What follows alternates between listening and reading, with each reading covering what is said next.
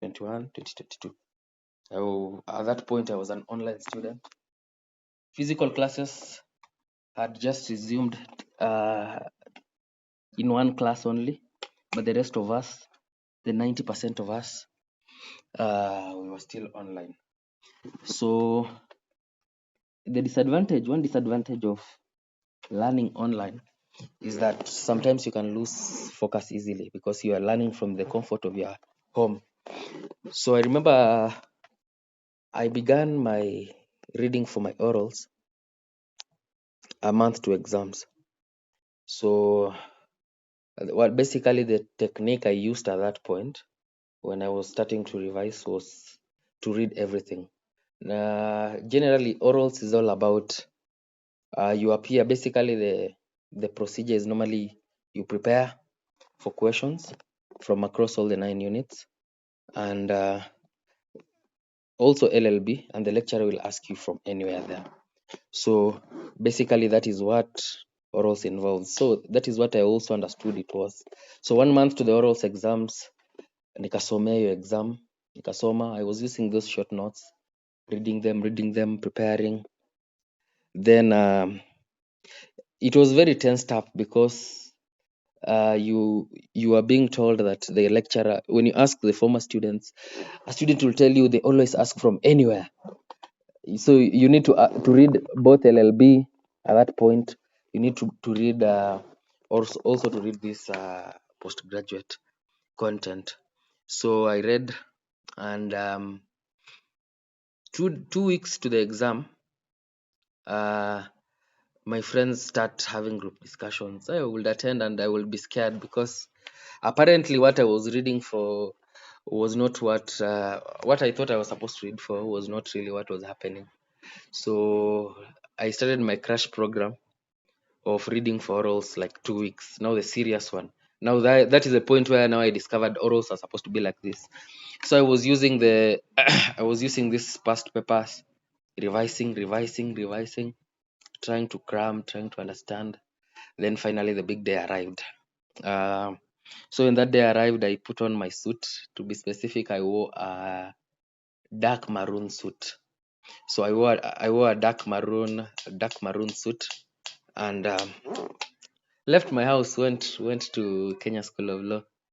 I remember I was so tensed up, very tensed up when I was going.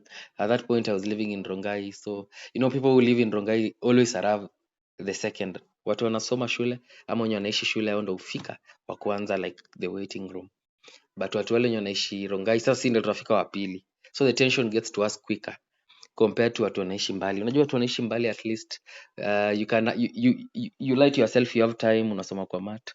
So nakumbuka nilitoka Rongai nimevaa suti yangu moja kwa moja hadi pale Kenya School of Law. Nikaingia, I met the watchman that day. Siku ya orals wanakuanga na watchman in every room, outside every room. So ukipita tu hiyo kona ya kwanza ya kuingia Kenya School of Law na kutana na watchman, ananiambia we jina, namwambia aliniuliza admission number, namwambia admission number, anasema uko kwa hii list. Tuliambiwa uko which panel. So apparently what normally happens in orals, you are put in panels of 10 students each. So nyinyi wa 10 mtaitwa na the same lecturers. So the lecturers are normally 2. So the watchman tells me your class is uko, enda uko kwa ule watchman, sign list ukiingia na ungoje mtaitwa. So I definitely I left. I went there, but I think what I had read temporarily ilikuwa imeevaporate sababu nakumbuka nilishtuka tu, aliniongelesha, ilikuwa very intimidating, like unajua ile yenye mtu anakuambia your panel room where you'll wait for the lecturer is right there, go ile uko. I was so tensed up. So I went, I sat in the lecture hall and waited. So we were 10 of us, tumeseparatiwa kando. So fortunately enough I was panel 9. So kama kwa 10 kila mtu anapewa panel. So kawe ni panel 1, umeandikiwa hapo panel 1, wewe ndio unakuwa the first in line kuitwa na lecturer. So kuna panel 1, panel 2, panel 3. So apparently I was panel 9 out of 10. So the first one akaitwa. So ilikuwa mtu akitoka anapita hapo, anaenda anaingia, alafu anarudi kuchukua simu akienda. So you can see how it looks like when he goes into the panel room na venye anarudi. So you could see, so unaona number 1 anaenda. So the good thing about the panel room, they tell you you can use your phone and books kwa panel room. Hiyo ni sasa unangoja kuona lecturer. So I waited, number 1, number 2, number 3. Luckily enough, so hizo panel groups watu wanajoiningi WhatsApp groups za hizo panels, ndo ujue watu nakuja nao. Luckily enough, and you'll understand why I'm saying luckily enough. Luckily enough, mtu alitokea kwa panel, the panel 5, mtu alitokea kwa panel 5 alipost kwa group ya WhatsApp ya our panel the name of the lecturers. I'll tell you hapa mbele mbona hili. It was very God sent. Akatuma name of the lecturers na akasema niliulizwa hizi maswali. So kama unajua uko hapo ndani, expect questions to come from these lecturers, what they teach. So nika realize yangu alikuwa nani, alikuwa lecturer anafunza conveyancing na mwingine commercial. So kulikuwa na mwenye anafunza conveyancing na commercial. So I've forgotten their names. I only remember of one. I think it was someone about Mr. Odera or someone. So sisi wenye tulifuata 6, 7, 8, 9 tukaacha kusoma hizi units zingine, tukaanza kufocus kwa conveyancing na commercial. Tunasoma. Haya, ikafika number 8. Wow, niko tensed up na sweat. But then I was so what was actually making me feel scared was missing everyone. Anaenda amefurahi, anaenda very comfortable, someone is walking comfortably, akiingia akitoka kujia simu amekunja sura bana. So deep down I was just feeling like wow, uko ndani mambo yatachemka. So basically I was called, I signed, then I went inside the room. So when I went inside the room, I saw them, the two lecturers. They're normally 2 lecturers. They told me stand there, there's a place they have marked. So I went and stood there. I'm looking at them, they are just writing. In my head I was trying to remember everything, because you know you're reading for 9 units, so you're trying to tell yourself so eventually they told me to introduce myself. I introduced myself. I gave all my names, my admission number. Then that Mr. Odera, I'm not sure if that is the right name, if it's its name, but I'll remember and I'll tell you next time. But I remember he just told me, what class are you in? And I told him class B. Class B is online. And I said yes. Now he said, do you know that I teach you? Now the fact that I was reading online, I never bothered to cram the name of my lecturers. Most lecturers whom we crammed was someone like Mrs. Ruta, Anastasia, the controversial ones, and a few others. So when I told him I am in class B, the guy smiled. He told me, "Do you know who I am?" And since I don't think I ever looked at his face, I was shocked. I was unable to answer the first question. He told me, "Do you know who I am? I teach your class B, right? You're in farm?" I tell him farm 10. Yes. So what is my name? Now outside the exam room, I've been given 2 names. I've been given Dr. Odera. Remember the guy who posted in the WhatsApp group? I said Dr. Odera and this other lecturer. But now mimi sikuwa najua which one is Dr. Odera and which one is the other at that point, which I admit I didn't know who was who. So he asked me, do you know my name? Nikajita mkutano, nikajiuliza haraka, should I call him by the wrong name or should I call him by the right name? Who is who? Eventually I just said there's no need I lie. I might call this one the name of this one, and maybe he'll suspect I've done something. Yeah, I just told him I don't know. And he said, okay, you are the online students who just sleep and do what? I told him, no, I always concentrate on writing. Okay, he laughed, then he started asking questions. So he asked a question. This is the specific thing that he asked me when I appeared before him. He asked me this question. I didn't expect he will frame it like this. He told me, now you are a student in KSL. Uh, the dean decides to expel you from this school right now. You are expelled. You just come to school.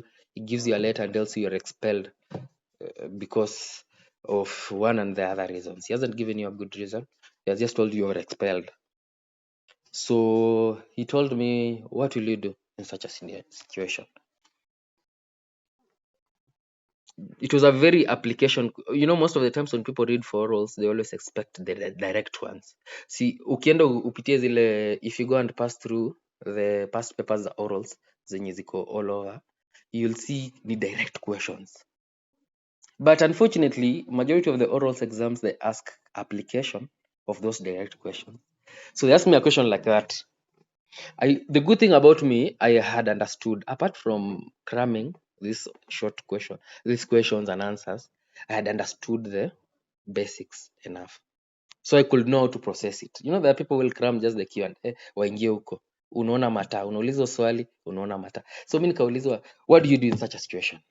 I remembered that judicial review can come in handy because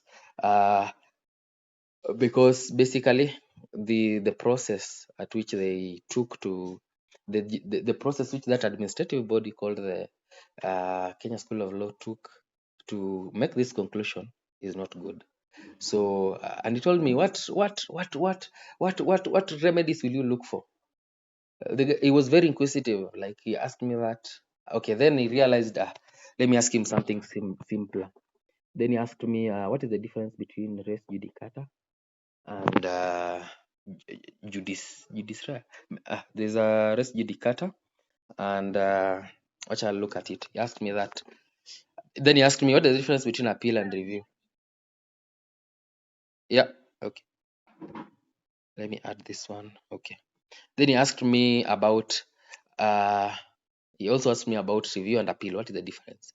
The good thing is he wasted a lot of time to ask me about his name to a level whereby his 5 minutes ended. So there's a stopwatch that normally makes noise after 5 minutes. So when he just tells you what is your name or he asks you any question, yes. Thank you. Res judicata. There's someone who has sent the question. Uh, res judicata versus sub judice. Yeah, that is the question they like asking. Yes. So lastly, so in like 3 minutes, the first lecturer was done with me. So both lecturers will ask you questions for 5 minutes. So the alarm rang. He was about to ask me another hard one. The alarm rang. So the other guy started asking me. So he asked me a very interesting question, which I think I should have answered wisely. That lecturer asked me, "How are you?" And I said, "I'm good." I've seen that the first question that the lecturer over here asked you was quite heavy on you. Even though I answer those questions well, some things like he told me that I summarized. I only gave him the direct answers, but he wanted me to give it more like I'm giving an opinion. So this other lecturer told me, I saw you took some time to answer that question. So let me be fair to you. He told me, which unit do you want me to ask you a question from? Personally, I didn't like commercial. So I asked myself, should I change and say something else, or should I say what I had read for? So there's a demon that lied in my ears and told me, just tell him to ask me commercial, because I had read a few minutes ago. So I should have said trial advocacy, which is the easiest, which I knew I would have gotten all marks. So he told me, okay, commercial. Okay. Now, so he went ahead and asked me about financial payment systems. And he told me, can you give me a few statutes of financial payment systems? I was like, what is this? What is it?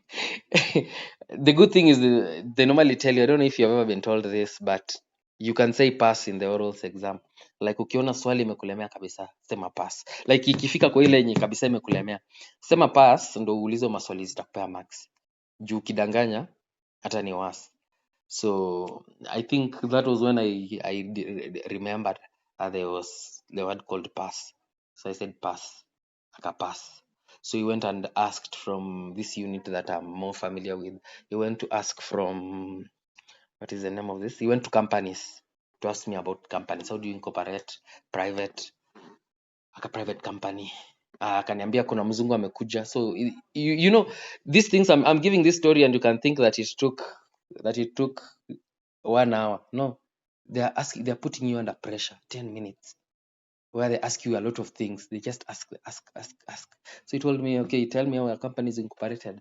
A private company. Okay, how can you convert a private to a public? So I was trying to also rescue to get many marks. If you know these things, you answer quickly so that you get more questions. So ile marks umelose huko unairecover kwa ule lecturer mwingine.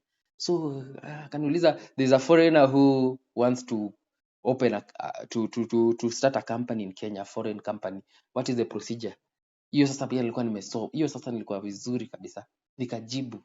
So eventually alarm ikalia. That was the longest 10 minutes of my life. Alarm ikalia. Nikamwambia thank you very much. Then Mr. Odera told me, na ukuwa ukiona hadi lecturer time ya anawafunza, concentrate. Tell your fellow students to also concentrate. And I was there sad that I didn't even know how it looked like. So I left the exam room, of course drained as usual. I came, took my belongings and went away. So basically that was my experience. I can basically say that is the summary of what I can say about occurred to me. Eventually the results came. I had a 15 out of 20. So it could have been better, but better something than bora ni iko juu ya 10 at least. So basically that is how my orals went. So I'll give my advice meeting ikisha. So I want to call on the other speakers to give their story venye ilikuwa, the bad side of it and the good side of it. Don't hesitate kusema ukweli. Kama kuliumana huko ndani sema. Hakuna hapa mtu anakujua, so you can just talk comfortably. So I want to call on let me check the speakers. Wenye okay. Let me check. Mary, can you hear me? Kuna mtu anasema I keep breaking. If I'm still breaking, kindly tell me. Okay, I hope I'm clear. I don't know if Mary is here. Wakili?